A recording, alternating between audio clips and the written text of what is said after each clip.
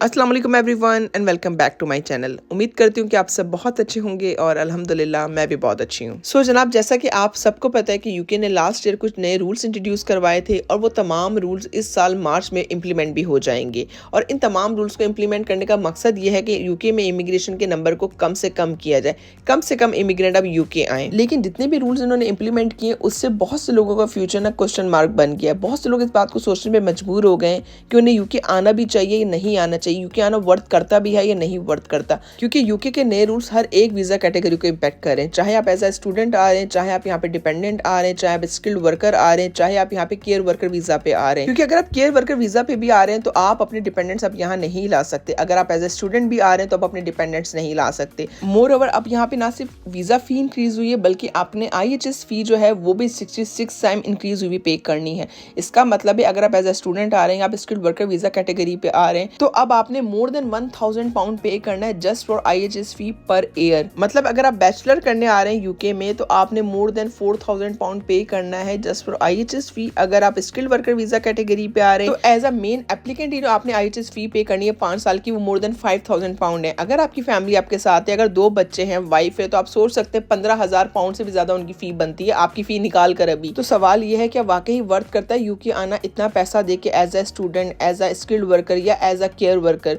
और आज इसी टॉपिक पे हम डिटेल में बात करने वाले हैं। आपने बस करना ये है, अगर आपको टॉपिक अच्छा लगता है तो आपने वीडियो पूरी सुननी है। इसके अलावा आपने लाइक शेयर एंड कमेंट करना है, अपना फीडबैक मुझे जरूर देना है। और अगर आपने मेरा चैनल सब्सक्राइब नहीं किया तो चैनल को भी जरूर सब्सक्राइब कीजिएगा। Thank you so much. सबसे पहले हम बात कर लेते हैं स्टूडेंट वीजा वालों की। देखिए, यूके सदियों से, सालों से ना एक पॉपुलर डेस्टिनेशन रहा है स्टूडेंट वीजा वालों के लिए, और वो इसलिए रहा है कि यहाँ पे फी जो है वो कंपैरेटिवली अदर कंट्रीज थोड़ी कम है।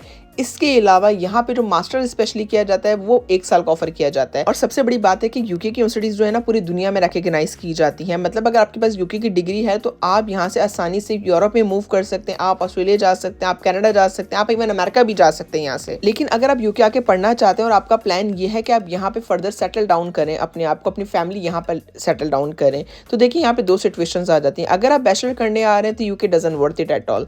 आपका 4000 पाउंड लगाना यहाँ पे बेकार है, क्योंकि यहाँ पे वर्थ नहीं करता इतना पैसा लगाना बैचलर्स के लिए। बेहतर है कि आप अपनी कंट्री से ही बैचलर करें, यहाँ पे आके मास्टर्स करें, क्योंकि मास्टर्स यहाँ पे 1 साल का है। डिफरेंट कंट्रीज के कंपैरेटिवली यहाँ पे मास्टर शॉर्टर पीरियड का है। और मास्टर्स भी तब वर्थ करता है जब आपकी एज अंडर 26 है। अगर आप अंडर 26 हैं, आप यहाँ पे PSW लेते हैं, तो आपको सैलरी कम भी ऑफर हो तो भी आप यहाँ रह सकते हैं, फर्दर अपने आप को सेटल डाउन कर सकते हैं। लेकिन अगर आपकी एज अबव 26 है और आप यहाँ पे अपने आप को सेटल डाउन करना चाहते हैं, तो टू बी ऑनेस्ट PSW लेने के बाद भी ऐसा आपको फायदा नहीं होना। और वो इसलिए नहीं होना कि यहाँ पे आपको कोई बहुत ही रेयरली ऐसा बंदा होगा, ऐसी कंपनी होगी जो आपको 38,700 पाउंड पर ईयर ऑफर करे। ज्यादातर वो यहाँ पे ऐसी सैलरी नहीं ऑफर करते। आपकी स्टार्टिंग सैलरी ज्यादा तो 29,000 30,000 होती है, अनलेस आप ऐसे मतलब बैकग्राउंड से हो, आपने ऐसी डिग्री करी हो, लाइक आपने IT की डिग्री करी हो, टेलीकम्युनिकेशन की डिग्री करी हो, या आपके पास कोई रेयर स्किल हो, या फिर आपका फाइनेंशियल बैकग्राउंड, अकाउंट्स का बैकग्राउंड हो, तो भी आपको अच्छी सैलरीज ऑफर हो जाती हैं स्टार्ट में।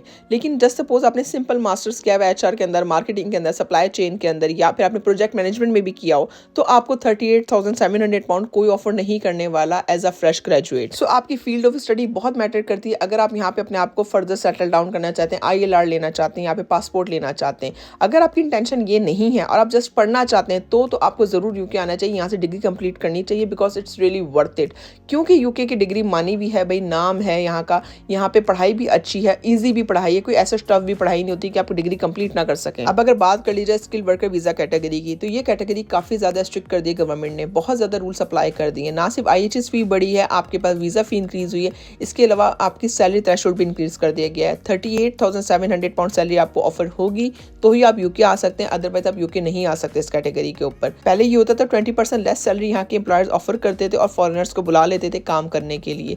लेकिन जाहिर सी बात है, अब इतनी ज्यादा सैलरी का थ्रेशोल्ड इंक्रीज कर दिया 38,700 पाउंड कि यहाँ के एम्प्लॉयर्स चाह के भी आपको इतनी ज्यादा सैलरी ऑफर नहीं कर सकते फॉर अ स्पॉन्सर्ड जॉब। और अगर आपको इतनी सैलरी ऑफर हो भी जाती है, जस्ट सपोज हो जाती है, इसके बाद भी आपने IHS फी खुद पे करनी है, क्योंकि आपका एम्प्लॉयर यहाँ पे IHS फी नहीं कवर करता। बहुत रेयरली ऐसा होता है कि आपकी IHS फी भी आपका एम्प्लॉयर कवर करे, लेकिन जितनी IHS फी अब इंक्रीज हो चुकी है, मेरा नहीं ख्याल कि कोई एम्प्लॉयर ये फी कवर करना चाहेगा, क्योंकि वो उसने आपकी फी नहीं कवर करनी, फिर आपकी पूरी फैमिली को भी कवर करना है उसने। अगर 3 बंदे आ रहे हैं आपके साथ, 4 बंदे आ रहे हैं, लाइक बच्चे 2-3 आपके आ रहे हैं, वाइफ आ रही है, तो कोई एम्प्लॉयर आपके लिए 20,000 25,000 पाउंड नहीं पे करना करना चाहेगा IHS का। बट अभी रिसेंटली मैंने ऐसे केसेस भी सुने जहाँ पे एम्प्लॉयर्स ने कहा है ठीक है हम 100% पे नहीं करेंगे आपकी IHS की फी का, बट हम 50% पे कर देंगे, 60% पे कर देंगे, बाकी कॉस्ट आपने खुद बेयर करनी है। अगर आपको ऐसी भी ऑफर होती है तो भी अच्छी ऑफर है, कोई बुरी ऑफर नहीं है ये। एंड टू बी ऑनेस्ट अगर आप मुझसे पर्सनली पूछे ना कि अगर आपको ऐसी जॉब ऑफर हो रही है यूके के अंदर जहाँ पे आपका सैलरी थ्रेशोल्ड तो मीट हो रहा है लेकिन वो IHS फी पे नहीं करना चाहते,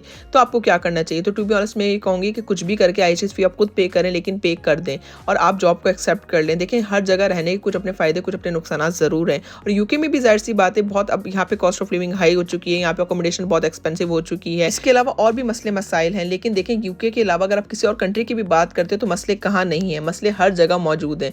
पर अगर आपको यहाँ पे कोई जॉब ऑफर हो रही है, आपको सैलरी अच्छी मिल रही है, तो आपको कुछ ना कुछ कॉम्प्रोमाइज करना पड़ता है, कुछ ना कुछ सेक्रीफाइस भी करना पड़ता है। चाहे आपको अपनी सारी जमा पूंजी ही देना पड़े, लेकिन उस IHS की फी को आपको खुद पे कर देना चाहिए। बिकॉज एक दफा आप यहाँ पे आ जाते हैं, सेटल डाउन हो जाते हैं, तो आप दोनों मियाँ बीवी मिलकर जॉब कर सकते हो, सब कुछ दोबारा स्क्रैच से बना सकते हैं। अच्छा मैं इस बात को भी एक्नॉलेज करती हूँ कि बहुत सी फैमिलीज ऐसी होती है जिनके पास सिर्फ सैलरी होती है महीना चलाने के लिए, उनके पास एक्स्ट्रा सेविंग्स नहीं होती, एक्स्ट्रा इनकम नहीं होती या सोर्स ऑफ इनकम नहीं होती उनकी। इवन इन दैट केस आपका मेन एप्लीकेंट यहाँ आ सकता है, 1 साल मेहनत कर सकता है, कमा सकता है, और 1 साल यहाँ पे कमाने के बाद वो इतना कैपेबल हो जाता है कि वो अपनी पूरी फैमिली को यहाँ पे बुला सके, उनकी IHS फी पे कर सके। इसके अलावा मैं यहाँ पे ये भी मेंशन करती चलूँ कि जो IHS फी अप्लाई होती है ये सिर्फ स्किल्ड वर्कर वीजा वालों पे अप्लाई होती है, या पे स्टूडेंट्स पे अप्लाई होती है, ये डॉक्टर्स पे, नर्सेस पे या पे हेल्थ केयर वर्कर्स पे नहीं अप्लाई होती, क्योंकि जो ओवरऑल मेडिकल प्रोफेशनल्स हैं उनके ऊपर IHS फी नहीं अप्लाई होती और उनका सैलरी जो थ्रेशोल्ड है वो भी ओल्ड ही है, मतलब उनके ऊपर नया सैलरी थ्रेशोल्ड अप्लाई नहीं होता। और अगर आप यहाँ पे एज अ केयर वर्कर आ रहे हैं या पे सोशल केयर वर्कर आ रहे हैं तो अब आप अपनी फैमिली भी यहाँ नहीं ला सकते, आपको डिपेंडेंट लाना बैन है। इसका मतलब ये है कि आप यहाँ पे एज अ मेन एप्लीकेंट खुद आ सकते हैं, यहाँ पे रह सकते हैं, कमा सकते हैं। इसके बाद जब आपको ILR मिल जाता है, पासपोर्ट मिल जाता है, तो आप अपनी फैमिली यहाँ पे ला सकते हैं। बट अगर आप मैरिड नहीं है, अभी आपकी शादी नहीं हुई है और अगर आप हेल्थ केयर वर्कर वीजा पे यूके आते हैं तो आपके लिए यहाँ रहना आसान है, यहाँ पे टाइम गुजारना भी आसान है। ऑल्दो देखिए लोनलीनेस जो है, डिप्रेशन है, यहाँ पे ग्लूमी वेदर रहता है, ये सब हर एक बंदा फील करता है। डजंट मैटर वो 5 साल से यहाँ रह रहा है, 50 साल से यहाँ रह रहा है, सबकी फीलिंग्स एक जैसी है यहाँ पर। बट फैमिली पर्सन के लिए यहाँ पे तनहा रहना बहुत मुश्किल हो जाता है। जब वो अपनी फैमिली को पीछे छोड़ के आता है, जाहिर सी बात है जिंदगी थोड़ी टफ हो जाती है, लेकिन आपको सेक्रीफाइस करना पड़ता है, कॉम्प्रोमाइज भी करना पड़ता है अपने हालात से, अगर आप अपनी फैमिली को यहाँ सेटल करना चाहते हैं। क्योंकि जो फ्यूचर आप यूके में अपने बच्चों को दे सकते हैं वो फ्यूचर आप अपने बच्चों को किसी भी एशियन कंट्री में रहते हुए नहीं दे सकते, unless you are already doing very well in your country. आपके पास अच्छी जॉब है, अच्छी सैलरी आपको ऑफर हो रही है, या फिर आप अपना बिजनेस कर रहे हैं, अच्छा कमा रहे हैं, सर पे छत है, गाड़ी है, सब कुछ है, उसके बाद मैं ये नहीं कहूंगी कि आप उन सब चीजों को लात मार के यूके आए, क्योंकि ये वर्थ नहीं करता। ये तब वर्थ करता है जब आपके हालात अच्छे ना हो, आप अपनी डे टू डे जिंदगी खर्चे पूरे ना कर रहे हो, तब तो अच्छा लगता है कि आप अपनी फैमिली को भी सेक्रीफाइस करवाएं, खुद भी कुछ सेक्रीफाइस करें ताकि आपका फ्यूचर अच्छा बने। सो फ्रेंकली स्पीकिंग यूके आना वर्थ करता है या नहीं वर्थ करता है, ये इंडिविजुअल गोल्स पे डिपेंड करता है, आपके हालात पे डिपेंड करता है, और इस बात पे डिपेंड करता है कि आप अपने फ्यूचर में क्या हासिल करना चाहते हैं, आपका अल्टीमेट गोल क्या है जिंदगी का। क्योंकि देखें यूके में तो इमिग्रेशन पॉलिसीज माजी में भी चेंज हुई हैं, आज भी चेंज हो रही हैं और आने वाले फ्यूचर में भी चेंज होंगी, और चांसेस ज्यादातर यही हैं कि और ज्यादा स्ट्रिक्ट करेंगे ये, ताकि इमिग्रेशन के नंबर को ये कम से कम करें और ऐसे लोगों को इन्वाइट करें जो हाईली स्किल्ड हों और इनकी इकोनॉमी को सपोर्ट करें, टैक्स पे करें यहाँ आने के बाद। पर आपने देखना यह है कि आपके करंट हालात क्या हैं, आपको यूके आने का कितना फायदा है, कितना नुकसान है, और आपने ये भी देखना है कि यूके आने के बाद के क्या प्रोज एंड कॉन्स हैं, कितना आपको यहाँ आने के बाद फायदा होना है एक्चुअली। क्योंकि ऐसा ना होना कि जो जिंदगी इस वक्त आप अपनी कंट्री में गुजार रहे हैं वो बहुत बेहतर हो उस जिंदगी से जो यूके में लोग इस वक्त गुजार रहे हैं। आपने हर चीज को मद्देनजर रखना है। बाकी जनाब आई होप आपको आज के ब्लॉग से कुछ डायरेक्शन मिली होगी, कुछ इन्फॉर्मेटिव रहा होगा आपके लिए। अगर आपको आज का ब्लॉग अच्छा लगता है तो आपने लाइक शेयर एंड कमेंट जरूर करना, अपना फीडबैक मुझे जरूर देना है। इंशाल्लाह नेक्स्ट ब्लॉग में आपसे फिर मुलाकात होगी, तब तक अपना बहुत ख्याल रखिएगा, मुझे तो हम याद रखिएगा। टेक केयर, बाय बाय, अल्लाह हाफिज।